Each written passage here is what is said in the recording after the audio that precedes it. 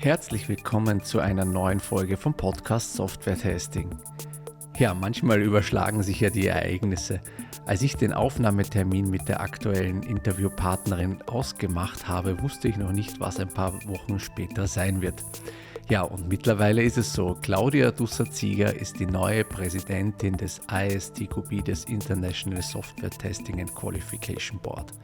Also eine deutschsprachige Vertreterin hier für die nächsten 3 Jahre an der Spitze dieser Vereinigung, die sich seit Jahren darum kümmert, das Berufsbild des Testers nach vorne zu bringen, mit Standardisierungen und Zertifizierungen hier einen Qualitätslevel einzuziehen, mit dem Certified Tester Foundation Level eine fundierte Testerschulung geschaffen hat, mit Hunderttausenden an Zertifikaten weltweit. Ich freue mich sehr, dass sie jetzt hier ganz frisch in ihrem Amt und ganz frisch in diesem Podcast ist und wir sprechen über das Thema ISTQB, über den Certified Tester Lehrplan und natürlich auch das, was sie in den nächsten 3 Jahren davor hat. Viel Spaß beim Hören.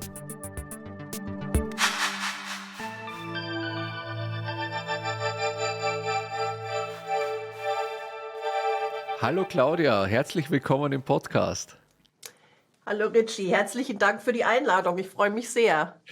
Ja, ich freue mich auch, weil es ist ja auch eine ganz besondere Folge, weil es ist ja jetzt heute quasi fast brandaktuell, dass du die neue Präsidentin des ISTQB bist, des International Software Testing and Qualification Board. Also herzlichen Glückwunsch auch hier im Namen des Podcasts. Vielen lieben Dank, vielen lieben Dank. Ja, ich bin auch noch ganz aufgeregt, muss ich sagen. Die Einspruchsperiode ist durch. Es ist seit dem 5.5. jetzt öffentlich und auch schon in diversen Streams oder Newsmeldungen erschienen. Und ich muss auch sagen, ich habe schon viel positives Feedback bekommen. Ja, ich freue mich sehr. Ich freue mich, dass ich gewählt wurde. Ich freue mich, dass ich mit einer solchen überwiegenden Mehrheit gewählt wurde. Und ich freue mich auch auf die nächsten 3 Jahre. Ja, das wird auf jeden Fall sehr aufregend, ne? Und eine spannende Zeit. Und es ist natürlich auch ganz toll, dass wir jetzt aus dem deutschsprachigen Raum auch dann so prominent vertreten sind im ISTQB. Eine Frage, viele kennen ja, und die Hörer kennen wahrscheinlich so ein ISTQB, Certified Tester, schon mal gehört, Foundation Level, aber so was da wirklich dahinter steht, das ist, glaube ich, nicht jedem klar. Kannst du uns da mal so ein bisschen mit reinholen? Was ist denn eigentlich das ISTQB? Also ich glaube, ISTQB ist bekannt für den Foundation Level, ISTQB CTFL. Dahinter steckt aber tatsächlich eine weltweite Organisation mit mehreren oder eigentlich nur bestehend aus nationalen Memberboards. Die ganze Idee vom ISTQB ist vor 21 Jahren mittlerweile geboren worden auf einer Testkonferenz, dass man gesagt hat, man muss sich zusammenfinden und zusammentun und schauen, dass man eine Beschreibung hat, ein Berufsprofil, was ein Tester tatsächlich können soll. Wenn wir mal zurückgehen, und ich habe schon im letzten, was habe ich meinen Studenten gesagt, im letzten Jahrtausend studiert, ja. Da gab es Test noch lange nicht. Da gab es natürlich Informatik und es gab natürlich auch Programmierkurse dabei, aber Testen oder Software Engineering fing gerade so an, aber Testen gar nicht. Und man hat sich zusammengetan und hat gesagt, wir brauchen da was. Und zu dem Zeitpunkt waren schon 7 Länder mit dabei, die gesagt haben, mit ihren Experten, die gesagt haben, ja, wir machen das. Und aus diesen Vertretern aus den einzelnen Ländern sind dann Memberboards geworden, lokale Memberboards, die sich in einer Dachorganisation, dem Internationalen Software Testing Qualifications Board, zusammenfinden. Und das ist die Gruppe, die die Lehrpläne entwickelt. Nicht nur den CTFL, sondern auch viele andere mehr. Aber das ist im Grunde genommen die Kerngruppe. Und was aus meiner Sicht noch super wichtig ist zu erwähnen, es ist ehrenamtlich. Es wird da bis auf ein Backoffice, bis auf eine Sekretärin, wird da auch keiner bezahlt. Das heißt, jeder steckt da seine Arbeitszeit rein, sein Herzblut rein, sein Engagement rein für eine ehrenamtliche Geschichte, um den Berufsstand, um die Qualifikation, um die Weiterbildung von Testern zu befördern. Ja, das ist ja sehr spannend. Das ist ja schon ganz lange quasi dann auch wirklich auf der Welt sozusagen das ISTQB und noch aus einer Zeit, wo Software-Testing, so mal überspitzt formuliert, da die Tester, die saßen im Keller unten und haben so die schlechtesten Rechner bekommen, und so, die Entwickler, die nicht performt haben, die wurden dann zu Testern gestern gemacht. Ne? Ja, Also eine ganz ja. andere Ära, als das heute auch ist. Ja, Und Gott sei Dank, Gott sei Dank. genau. So habe ich auch angefangen. Ich hatte auch mein erstes Büro beim Kunden im Keller und das war für mich auch die gruseligste Erfahrung, weil da ist tatsächlich dann mal eine Nacktschnecke auch über den Boden gekrabbelt, wo ich mir dachte, oh Gott, wo bist du hier gelandet? Aber Ja, das hat sich Gott sei Dank sehr, sehr verändert und ich denke, der ISTQB, insbesondere der Lehrplan mit diesen Vorgaben, was man an Know-how haben soll, der ja nicht nur technische Aspekte hat, der auch Prozessaspekte hat, der psychologische Aspekte hat, der so Berührungspunkte hat ins Fehlermanagement, ins Konfigurationsmanagement. Ich glaube, das hat sehr geholfen, dass man einfach den Blick schärft, was ein guter Tester können soll. Ja, also das auf jeden Fall, das kriege ich auch im Alltag immer wieder mit. Jetzt hast du gesagt, das war so die Gruppe der 7, die Gefährten, die sich auf den Weg gemacht Ja. haben. Kannst du, welche Länder waren das? Ja, also ich hoffe, ich kriege sie jetzt alle zusammen. Ich komme immer meistens auf 5 bis 6. Also England war mit dabei, also UK war mit dabei, Holland war mit dabei, Deutschland war mit dabei, Österreich nach meinem Kenntnisstand auch, die Schweiz auch. Und dann waren noch aus dem skandinavischen Bereich jetzt, das weiß ich jetzt nicht, ob das die Schweden waren oder die Finnen. Okay, jetzt hört's auf, dann weiß ich es nicht. Aber es gab tatsächlich so eine europäische Truppe, die haben sich auch auf der Eurostar das erste Mal zusammengesetzt und diesen ganzen Punkt, diese ganze Idee diskutiert. Aber ja, also wie gesagt, also Holland war Dach, unser Dachboard, also Genau, die die Dachboard. Dachvereinigung war mit dabei und dann England und noch, ich sag mal, Schweden. Ich hoffe, Ja. es stimmt. Oder Wir werden, Finnland. wir werden das vielleicht noch in den Shownotes dann reinschreiben, damit wir da auch ehrwürdig das natürlich wertschätzen.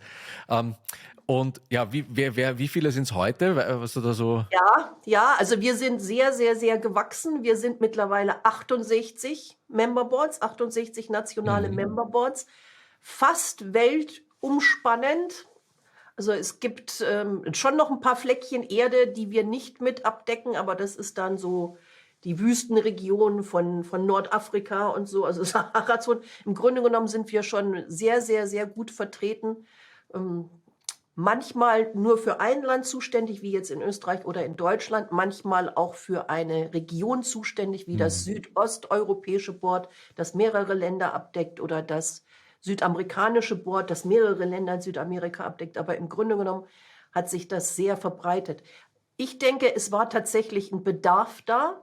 Also wenn wir jetzt mal zurückdenken an unsere Anfänge, Testen gab es nicht.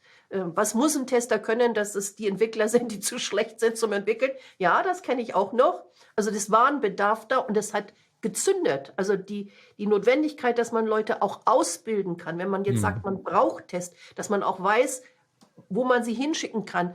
Und auch die Idee, dass das ein weltumspannendes Konzept ist, dass man auch weiß, wenn ich einen Certified Tester in Österreich mache, gilt der genauso viel wie ein Certified Tester in Deutschland, weil das ist das gleiche drunterliegende Konzept. Ich glaube, das war neben den Inhalten auch mit einer der brillanten Ideen, dass man sagt, es ist nichts Lokales, sondern wir versuchen es gleich größer zu denken und machen es als internationales Schema, dass das so zündet, dass wir jetzt 68 Boards haben, dass wir haben die Zahlen gerade auf der letzten General Assembly in Polen uns angeschaut. Wir haben weit über 1 Million Prüfungen und an die 800.000 Zertifikate. Das ist fantastisch. Ja, das ist. Das ist, ja, wenn man sich andere Schema anschaut, ob das jetzt ITIL ist oder ob das IRAP ist oder ISAQB, ja, wir brauchen uns null verstecken. Wir haben da eine wunderbare Erfolgsgeschichte und es ist auch noch nicht durch. Ja. Es ist auch noch nicht, ich denke, wir haben auch noch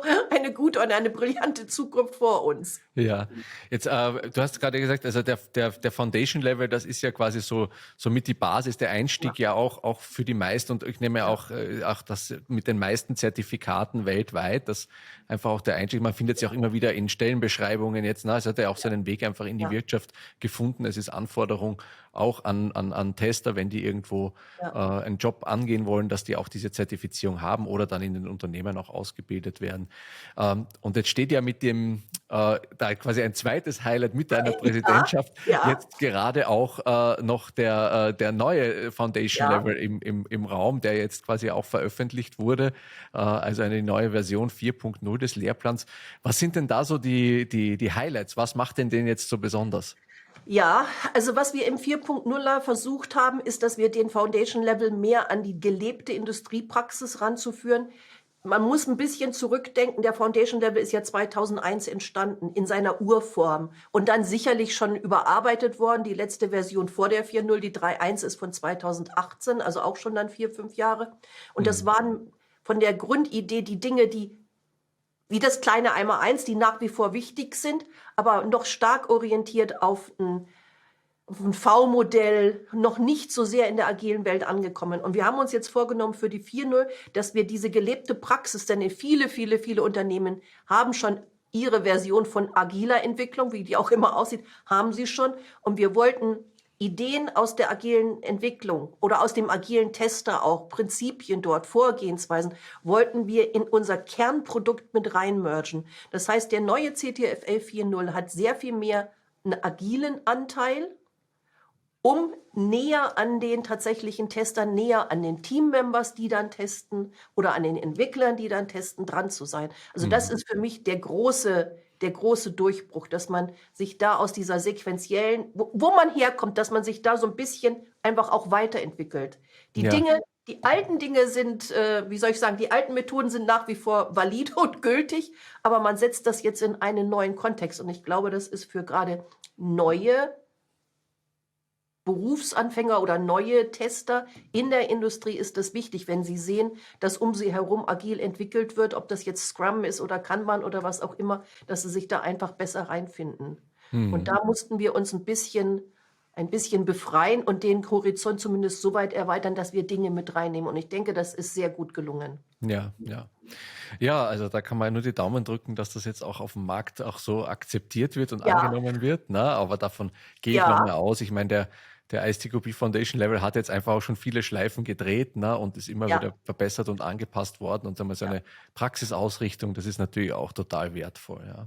Ja, ich denke schon. Ich denke schon. Also er ist nach wie vor das zentrale Element und sehr viele leider kennen auch nur den Foundation Level. Aber ich denke, der neue Foundation Level gibt uns dann nochmal so einen Push in die Industrie rein, insbesondere in die Firmen, die sagen, sie arbeiten hauptsächlich agil.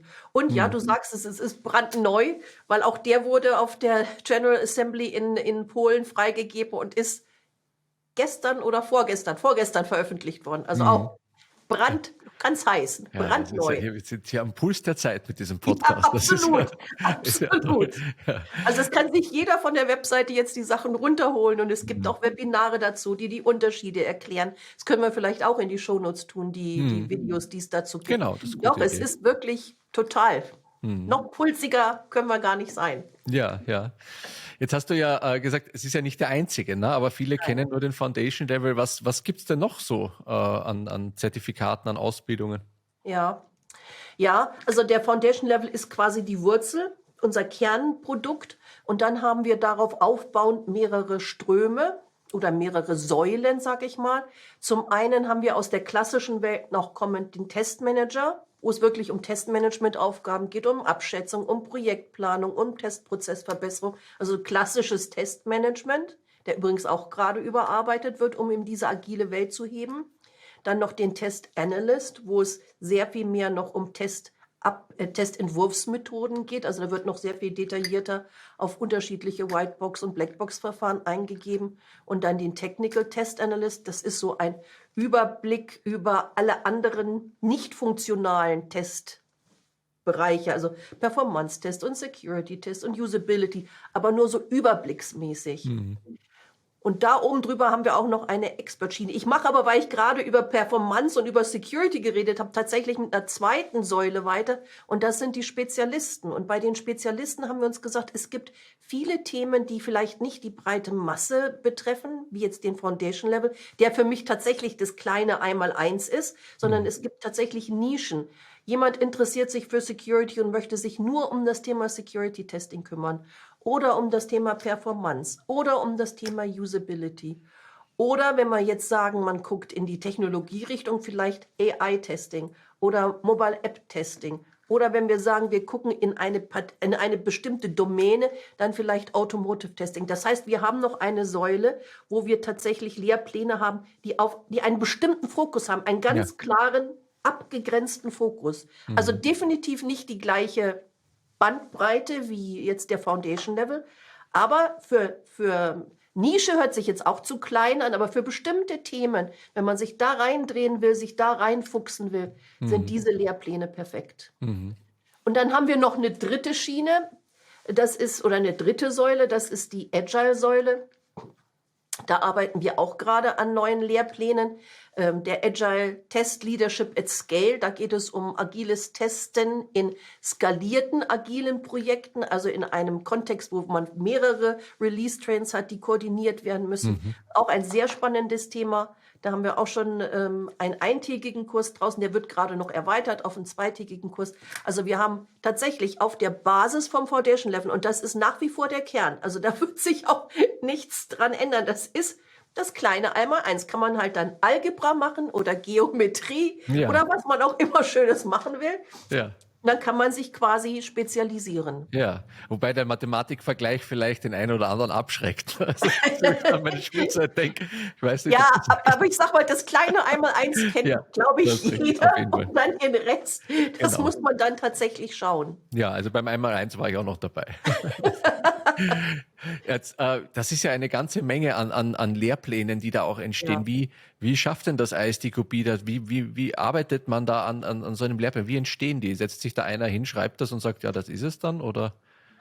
Ja, da gibt es mehrere Wege. Zum einen kann man sagen, einer oder eine Gruppe hat ein besonderes Interesse und möchte etwas erstellen. Und ich rede jetzt mal mit dem Beispiel, wo ich jetzt mitgearbeitet habe, zum Beispiel beim KI-Test, also beim Certified Tester AI-Testing. Da gab es mehrere Interessensgruppen sogar, eine Gruppe aus Europa, eine Gruppe aus dem indischen Raum, eine Gruppe aus dem asiatischen Raum, die gesagt haben, sie halten das für ein sehr wichtiges Thema und sie möchten daran arbeiten und hatten in dem konkreten Fall schon Lehrpläne erstellt. Und wir haben gesagt, in unserem Kontext, weltumspannend 68 Board, macht gar keinen Sinn, dass 3, 4 Boards hier schon natürlich dürfen sie da mitarbeiten, aber 3 parallele Lehrpläne macht keinen Sinn. Also haben wir uns zusammengefunden und haben tatsächlich, wir sind jedes Lernziel durchgegangen und haben diskutiert, sehr engagiert, sehr kontrovers, sehr heftig diskutiert und haben uns aber dann auf einen Lehrplan geeinigt. Es sind, wie schon gesagt, alles ehrenamtliche Aktivitäten. Das heißt, wir haben uns wöchentlich für 2 Stunden getroffen und die Sachen durchdiskutiert. Und wenn wir dann einen Stand hatten, wo wir alle zugestimmt haben, zum Beispiel bei den Lernzielen, dann haben wir die Aufgaben verteilt. Dann schreibt jeder dann seinen Teil. Dann wird es zusammengefügt. Dann gibt es bei uns gab es ein gruppeninternes Review, dass wir wenigstens so ein Peer-Review in der Gruppe haben. Und dann gibt es beim ISTQB tatsächlich einen definierten Prozess. Dann müssen das Dokument, und es ist ja nicht nur der Lehrplan, es gehört ja auch noch Vorgaben für die Prüfung mit dazu, eine Beispielprüfung mit dazu, eine Beschreibung mit dazu. Da muss dieser komplette Block dann in ein Alpha-Review, was nur innerhalb des ISDQBs ist, also quasi in der Organisation.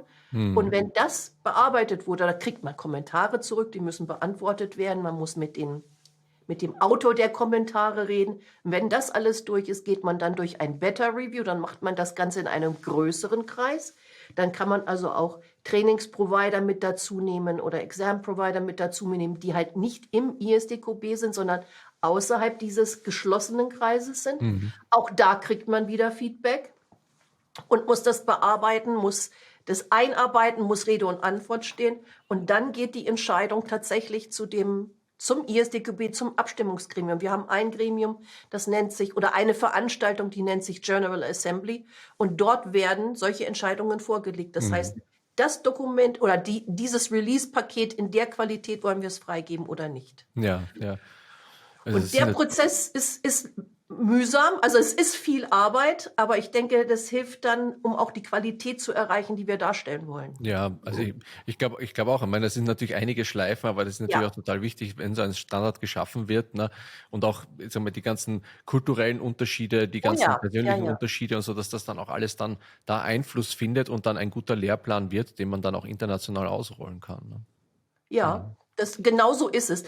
Ich habe jetzt mal nur die grobe Idee skizziert. Ja. Es sind dann noch Technical Edits mit dabei, um einfach die Qualität des Englisch auch sicherzustellen. Wir Hm. sind weltumspannend, aber nur ein kleiner Prozentsatz unserer Mitarbeiter oder unserer Kollegen ist tatsächlich Native English Speaker. Da Hm. kommen dann interessante Satzkonstellationen manchmal raus, um es mal so zu sagen.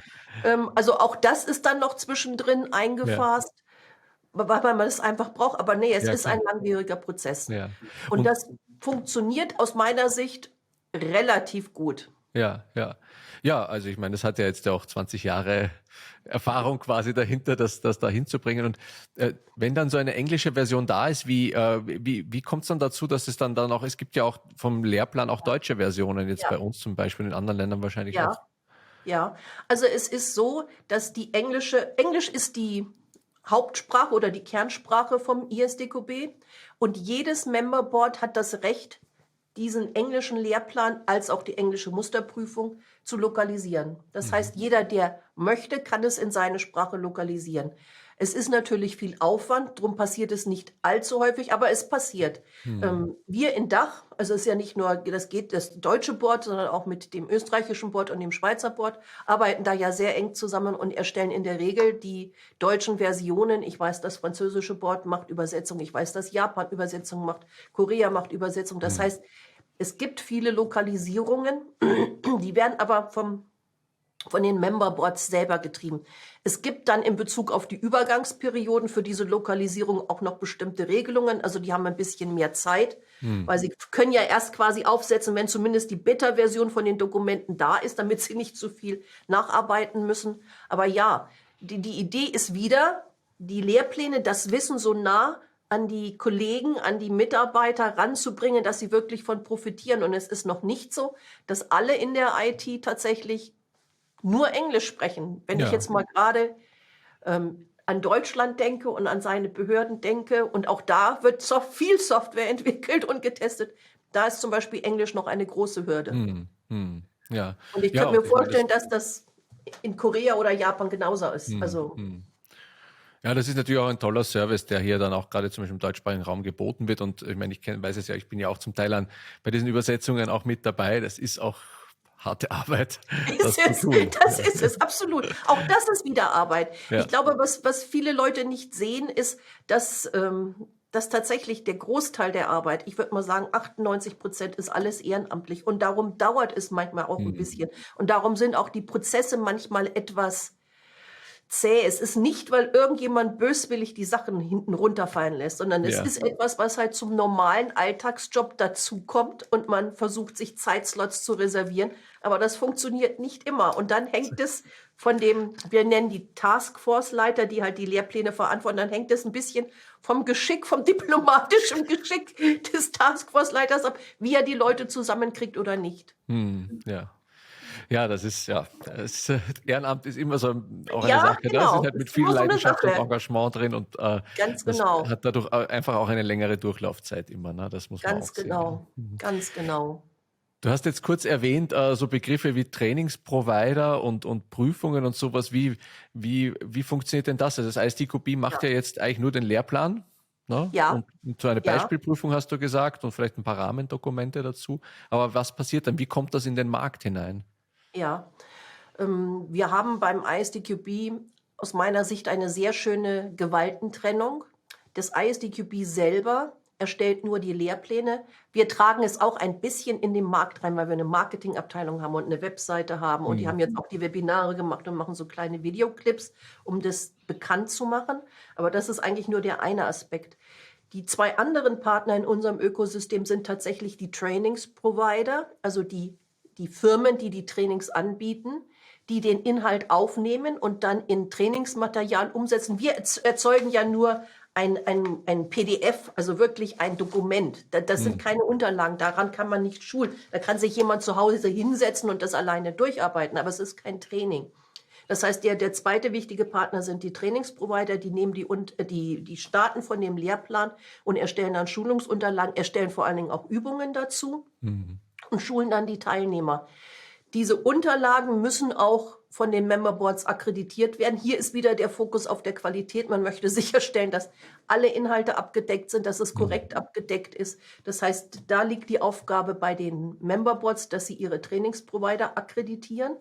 Und die Trainingsprovider halten dann die Schulungen. Und der dritte Partner sind dann die sogenannten Exam Provider, also Firmen, die die Prüfungen als Dienstleistung anbieten, die sich koordinieren, dass man entweder Räume hat, dass die Prüfer, die das abnehmen, zur Verfügung stehen. Oder jetzt gerade auch in Zeiten von Corona, dass man die Möglichkeit hatte, das remote abzulegen, online, also das ganze Thema Remote Proctoring. Und die sind getrennt von den Anbietern. Also es ist wirklich einer, der den Inhalt erstellt, einer, der es vermittelt und einer, der die Prüfung abnimmt. Wir wollten nicht, dass man sagen kann, derjenige, der das Training macht, macht auch die Prüfung, weil dann bestehen alle, die in seinem Kurs sind. Ja. Also das wollten wir nicht. Das Zertifikat sollte eine gewisse Qualität haben. Und von daher finde ich, ist diese Idee, diese Gewaltentrennung zu haben, dass einer nur die Prüfung macht, der andere macht nur die Trainings und der dritte stellt die Inhalte, ist brillant. Ich denke, es trägt nach wie vor sehr zum Renommee, Renommee nicht, zum Renommee, zur Reputation. Zum Renommee, ne? doch. Das hast du schon recht, ja. Doch zum Renommee vom Zertifikat bei. Es ist wertig. Es ist nichts, wo man sich nur online durchklickt und es schafft jeder. Man muss schon Arbeit reinstecken und die Trainer kennen die Prüfungsfragen nicht. Das heißt, man kann eigentlich auch nicht sagen, dass sie nur Leute auf die Prüfung nur darauf vorbereiten. Die Teilnehmer sollen ja auch tatsächlich was für ihr Projekt mitnehmen.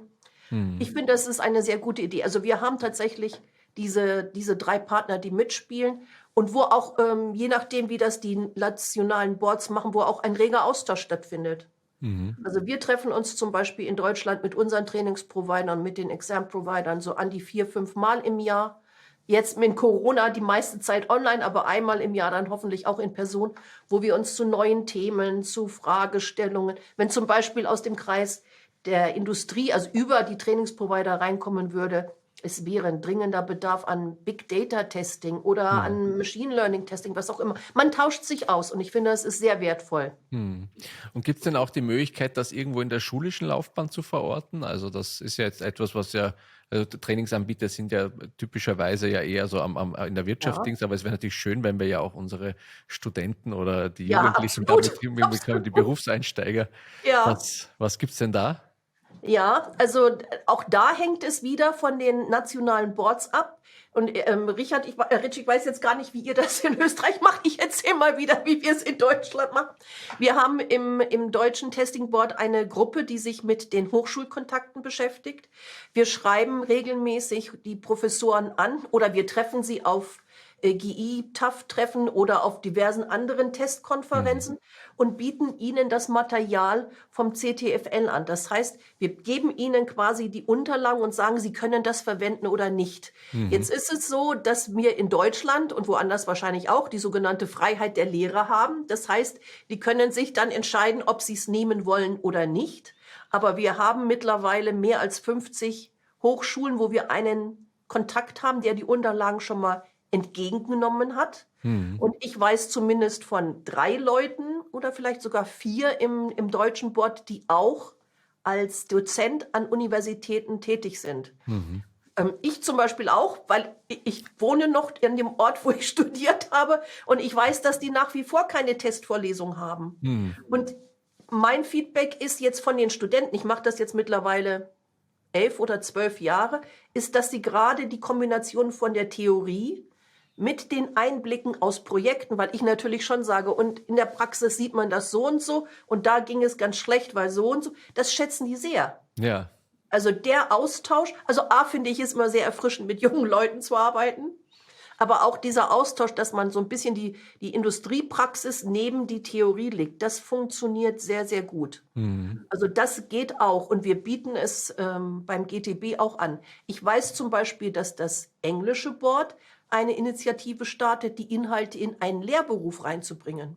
Also die sind in Diskussionen mit dem UK Apprenticeship Board, um das tatsächlich in diese Lehrlingsausbildung zu bringen. Das hatten wir auch schon mal diskutiert, aber das ist aufwendig. Da muss man mit staatlichen Behörden reden. Das ist nicht so trivial. Ja, Das ist nicht nur mal eben die Unterlagen hinschicken und fragen, ob sie ja, das vielleicht verwenden wollen und auch über Test was referieren wollen. ja, ja.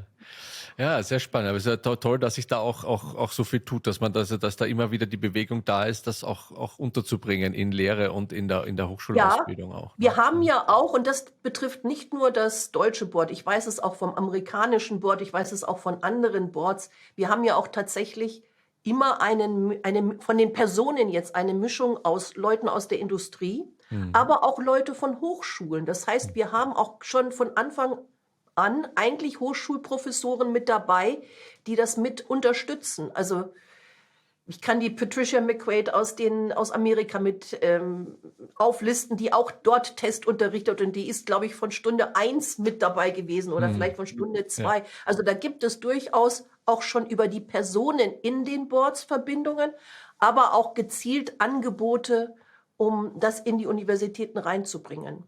Und Ja. das vielleicht noch ein Wort, das ISDQB selber hat auch eine Arbeitsgruppe, die nennt sich Academia, also Akademie. Und da geht es genau darum, diese Kontakte zu den Hochschulen herzustellen und zu vertiefen, und zwar weltweit. Zum Beispiel Ja.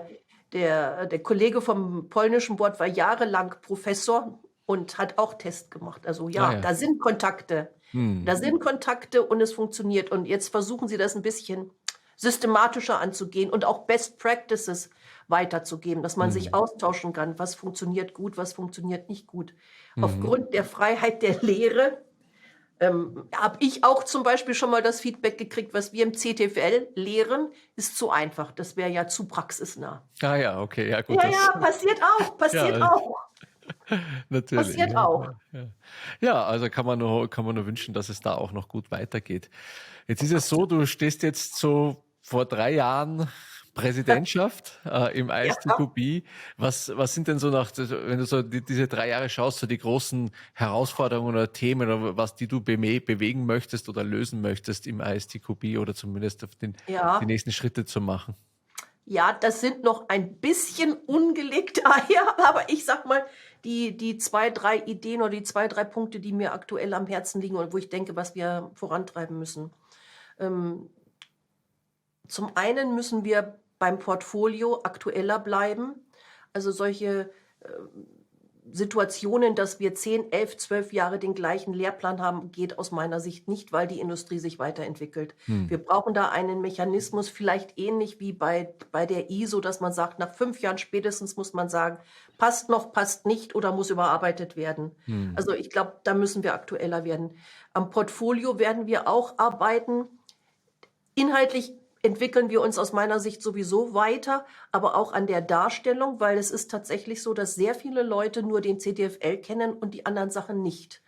Und wir haben durchaus auch Kollegen oder Teilnehmer, die kommen zum Beispiel als Requirements Engineer rein und möchten wissen, wie getestet wird. Oder sie sind Business Analyst und wollen mehr Know-how zum Thema Testen haben. Das heißt, wir versuchen jetzt auch über sogenannte Allianzen die Querverbindungen mit reinzukriegen, dass man sagen kann, hier RE, also Requirements Engineering, geh dahin und wenn du Test wissen willst, komm zu uns. Da sind wir haben schon Partnerschaften mit IRAP, wir sind gerade mit ISAQB am Reden, wir haben schon eine Partnerschaft mit TMMI, das heißt, da möchte ich auch die Verbindungen zu anderen Berufsschema, sag ich mal, noch stärken, weil ich denke, zusammen müssen wir das Thema angehen. Qualität entsteht nicht nur im Test. Ja, das muss auch schon vorne mit reinfließen und weiter hinten auch. Ja. Das ist so die eine Gruppe. Die zweite Gruppe, die ich angehen möchte, ist, dass ich mehr von den neuen Memberboards, von den jüngeren Memberboards aktivieren möchte. ISDQB ist letztes Jahr 20 geworden. Wir haben das ganz wunderbar gefeiert, als wir die General Assembly in Marokko hatten. Das war ganz wunderbar. Aber die Leute, die es vor 20 Jahren gegründet haben, waren so Mitte 30, Ende 30, 20 Jahre weiter. Wir brauchen neues Blut, wir brauchen neue Ideen, Leute, die auch die neue Technologie quasi schon von der Uni mitbringen.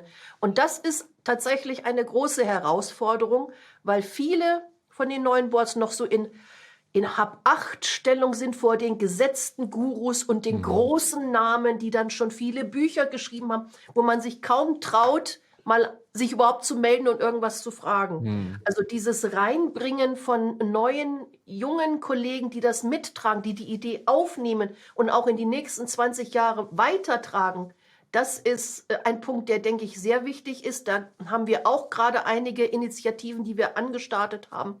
Und ich hoffe, dass das gut funktioniert. Und Nummer 3, wenn ich noch eins darf, tatsächlich der Tatsache geschuldet, dass ich eine Frau bin, auch noch das ein bisschen zu befördern. Ja, Da hatten auf wir ja jeden Fall. letztes Jahr schon so eine schöne Initiative mit Women in Testing.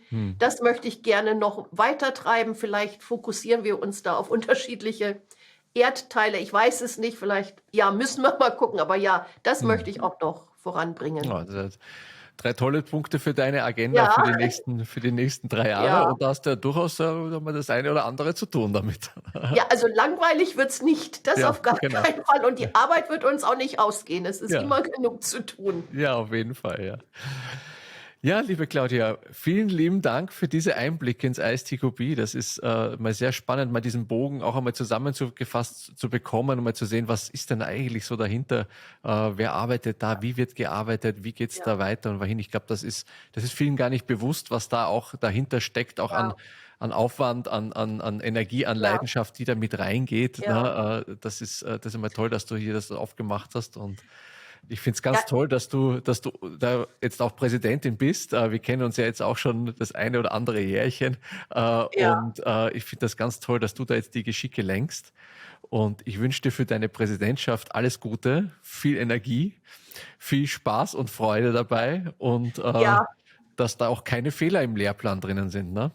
Mai, Fehler wird es immer geben. Ich hoffe, die Fehler werden so wenige sein wie möglich. Aber ja, vielen lieben Dank, vielen lieben Dank. Ich freue mich, dass ich die Gelegenheit hatte, hier das alles zu präsentieren. Ich habe den Eindruck, das ISTQB ist wie so ein Eisberg. Man sieht oben die Spitze mit dem CTFL und vielleicht noch einen oder anderen Kurs. Aber 90% hängen unten drunter.